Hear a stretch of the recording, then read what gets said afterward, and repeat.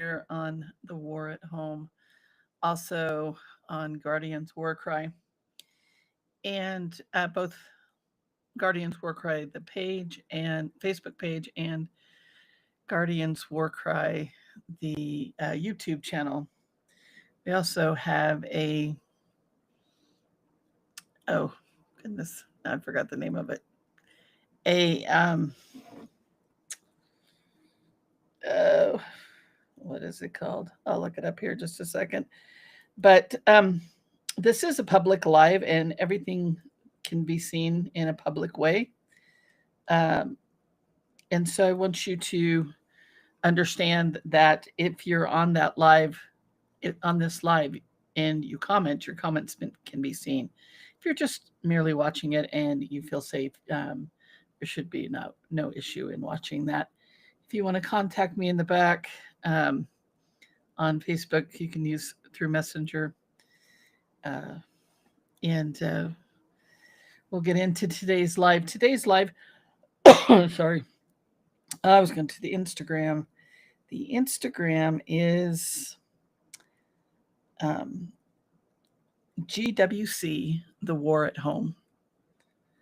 That's GWC, The War at Home, if you want to join us there on Instagram. Um, we will be offering some time to come on into our live into an audience. If somebody would like to do that, they can probably message me on the page, or they can email me and say they want to be on the live. You'll be hidden and you will only come on the live if you want to, but you can be in the audience with us. So just thought I'd offer that up if you want to do that. Again, I'm Kat, and let's get into this live. Today's live is about self-care. Sorry, my voice is kind of raspy today for some reason. And the quote I came across is, "We cannot selectively numb emotions. When we numb the dark, we numb the light." That's by Brene Brown. I bring this up because I've been kind of going through a quiet storm of my own. And I'm calling it a quiet storm because it's a little bit deeper into self. And I'll explain in a little bit. But I was reminded of a story with my granny, and I think it's important.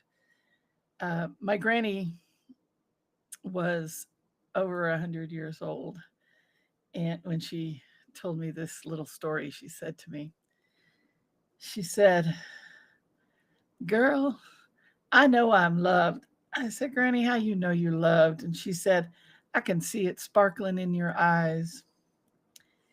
And she's long gone. I still feel that love that we shared. I still feel that conversation. Still see that sparkle in her eyes. And when I look up at the night sky, I remember her and I feel her presence, and I know that I'm loved. And there's many others that I feel have loved me. And when I come on here to speak, I speak from a place of wanting to connect with other people in those dark times that we have, and wanting you to know that when you look up in that night sky, I hope that you see me and my granny and the people that are important to me that help me on this page, supporting you as well, loving you in the best way that we can, which is saying, listen, I've gone this route and I've learned some things, and I'm going to keep learning things. And as I learn them, I try to share what it is that I'm learning, because this abuse topic is so thick and complex and hard to express and hard to get people to understand what it really is. This is why they speak about that coercive control. If it's the underpinning of all abuse, as Dr. C has explained, then when we see it for what it is, then we can start to see the patterns that they make, which is why I talk about Weiderman's work. So I think that's important because we can't numb those emotions when those emotions come up. And we have to take care of self because that's our sacredness, I think. That's our sacred vessel. As I believe that I cannot serve others from an empty cup because that's what I tried to do all those years when I stayed in abuse, when I stayed around people who were constantly using me up, is that I just always wound up empty. I always ended up betraying myself or not uh, living up to the character of person that I wanted to be because I was too busy trying to survive what this was. And so that's why I talk. And I think that's what resonates with others in how they see uh, things. That's my hope, is because I believe that we have to love ourselves a little more than we love other people because you can't serve from that empty cup. And so, this quiet storm that I've been through, for some reason, um, something happened with some people that um, I know to be abusive, but I've known them for a long time and they seem to be rather, oh, how do I put it? Rather nuanced. Um, but some things happened with that situation. And all of a sudden, I just became quiet. And in that quietness, I watched. And in that quietness, I learned deeper truths. See, this is when I talk, this isn't about me trying to have you find, perfection, because there isn't no perfection in life. We just need to be who we are supposed to be. We need to find our self respect, find our compassion for self, be our own best friend. Because when we do those things, that respect, that self respect, that self compassion, and being our own best friend, we start to see the goodness of who we are and see the things and where we have been. And I also look to Maya Angelou's words. Maya Angelou said, "We delight in the beauty of the butterfly, but rarely admit the changes it had to go through in order to achieve that beauty." And so I want you to think about this. I've given lots of different ideas about how to find self. But once you start working within self, where you're, let's say, I had an incident where I was just laying and I was telling myself, "You're a terrible person." And because I had um, upset somebody, I didn't mean to upset them, I just had upset them. And I said to myself, "You're a terrible person." And I said, "No, I'm not. I don't need the outside world to validate who I am. I know what my intention was. Sure, I can be hurtful. I can say things that I don't mean to say, and I am accountable for those things. That's the kind of person I am. I'm also a very agreeable person. If I don't think it's going to hurt people or it's going to help people, I'm all in. But I have to be careful because that can get me in trouble. So I have to have good boundaries, boundaries that protect my heart. There's only one person I let into my heart, and that is me. I'm the only one that has the key to my heart. And the rest is outside of that. And the reason I function that way is because I want to know who I am. I don't want other people telling me who I am. I did that for way too long. They told me who I was supposed to be. And this isn't taught. This inside validation isn't taught. Validate when you've done good work. Validate when you've made a difference in somebody's life. And actually, in the quietness and in the darkness, we may not see what and how we have affected other people. And that doesn't mean that it's necessarily bad. It's just like Maya Angelou says, um, when you know better, you do better. And I think about there was a video that I came across that where she was talking, and she was talking about being in a garden and listening to the quietness of the night and uh, the silence that was around her. Silence isn't necessarily a bad thing, is what I learned in this quiet storm that I had, where I just became quiet and I started to watch how people were behaving. And then I decided in how I felt about what was going on, how I could change how I represented what I wanted. I looked for those deeper truths of who I am. I'm not this person that wants to lash out at people. I'm this person that wants to quiet my anger and get it situated after that's bubbled up so I can see what it is I truly want to say and what I truly believe. Um, there was somebody I listened to, and I wish I could recall her name right now, but I was listening to her, and she talked about um, cutting the chain from somebody that is binding you to them is more an act of defiance. It's like saying, what you did was so outrageous that I want nothing to do with that anymore. And I think it's important to say that we can love somebody and not like them at all.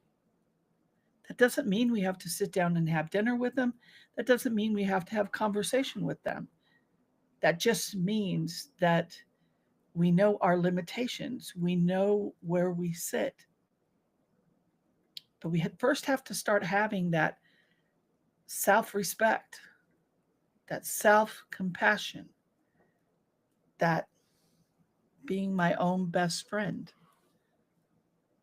You see, when I realized, and I've told this story before, but when I realized that in Biderman's work, I had been trying to figure this out for a couple of years, just very lightly.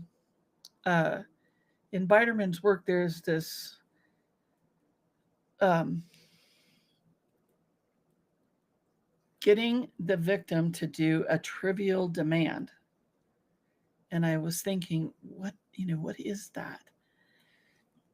And I couldn't figure out what my um, father was doing, but he kept asking me the same question over and over for an answer that he could get from anybody else. And I wasn't giving him that answer because I did not want to be in the drama that was trying to fester up in that. And so I just kept saying no to it and would go on to something else. Well, one day he got mad and he said, my mother had passed, and he said, I bet you miss your mom. And I started to cry, and I could not believe this man that was my father was trying to hurt me because I wouldn't do what he wanted me to do. It was real trivial, just to give somebody else a phone number. And he had other people he could get the phone number from. And so when I was going through Byron's work, I was like, that was his way of seeing if he could get me to do something really trivial. Because if he knew he could get me to do that, then he could grow on that and get something else. He could grow maybe on that, monopolizing my perception of what and how I saw this perception or saw this problem. But when you see people for who they are, you got to trust yourself that that's who they are. That's who they're showing you they are. You can't change people, but you can change yourself. And so in this quietness of the storm that I'm still going through a little bit, in the fact that my body is responding in ways, which is a little bit of something I wanted to hit on today, is that our bodies respond to stress in different ways. And so when people tell you to be less stressful, it's hard to know what that stress is. But I am saying that, my asthma that I have has gotten better as I've learned how to voice what it is that I want to say. And I don't know why that is, but it is something that's happening. The body is remarkable. It is our temple. It is that sacred garden. So when you can find that special place, mine is by a lake. I love to sit by a lake. I love to hear the water and the air and the breeze and the animals, birds. That's sacred to me. And so if I'm having a hard time, I go back into that reflection, back into that quiet space. And it's really hard to do in these times here in the United States, where we're being bombarded all the time with what's going on in government and politics, and um, just in the way that things are happening. And so I think this is good work to do. So one of the steps, there's 4 steps when something is very emotional for you. First step is 3 of them are W's. So the first step is, where is this coming from?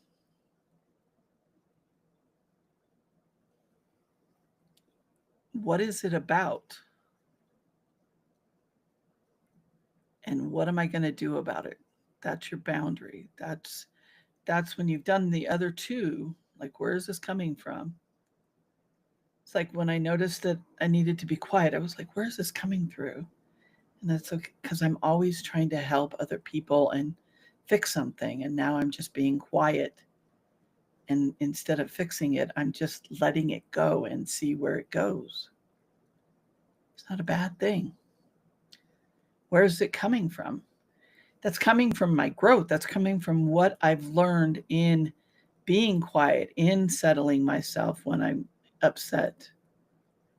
And then what am I going to do about it? And what I'm doing about it right now is just not very much. I'm still wondering what this is. I'm still learning who these people are and what they're going to do about what has happened.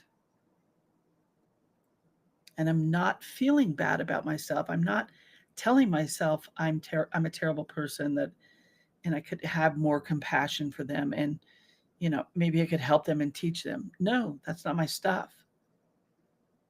And then the 4th one is to say, I give myself permission to be quiet and to let other people learn the lessons they're either going to learn or they're not going to learn.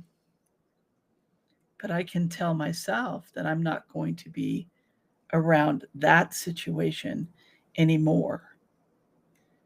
And if you think about that in the poem that I talked about with Maya Angelou, where she says, we delight in the beauty of the butterfly, but we rarely admit the changes it has gone through to achieve that beauty.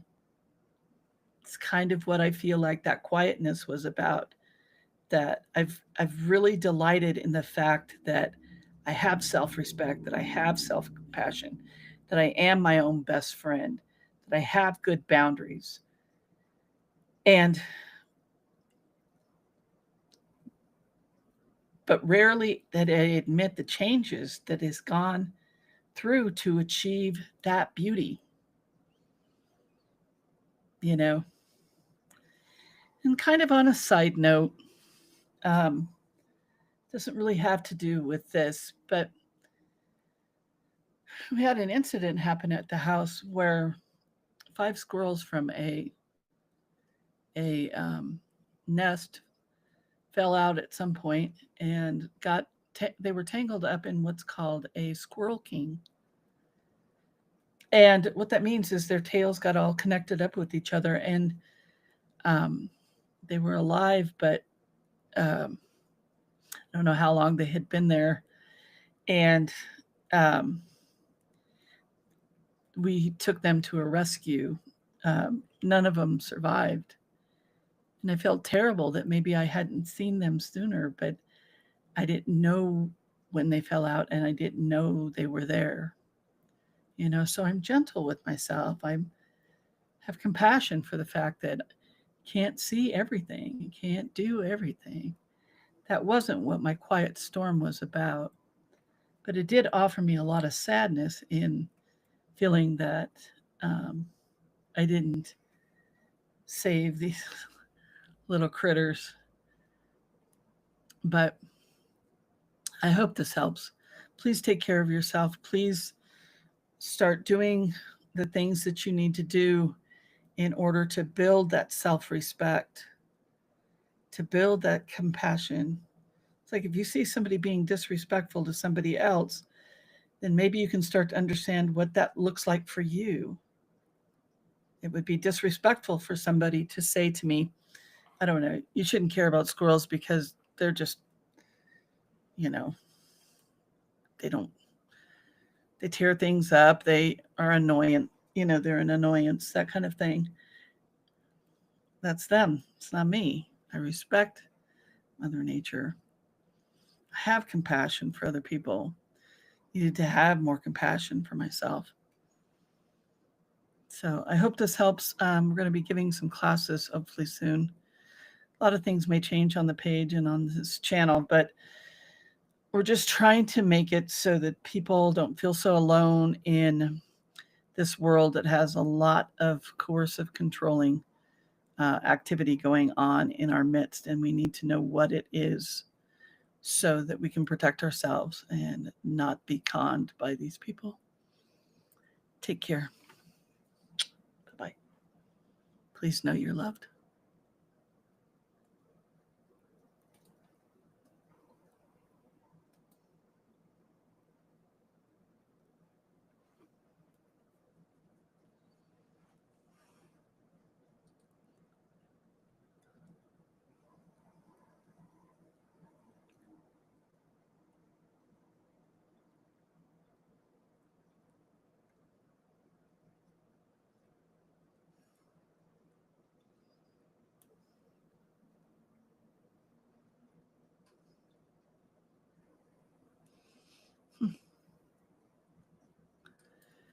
Okay.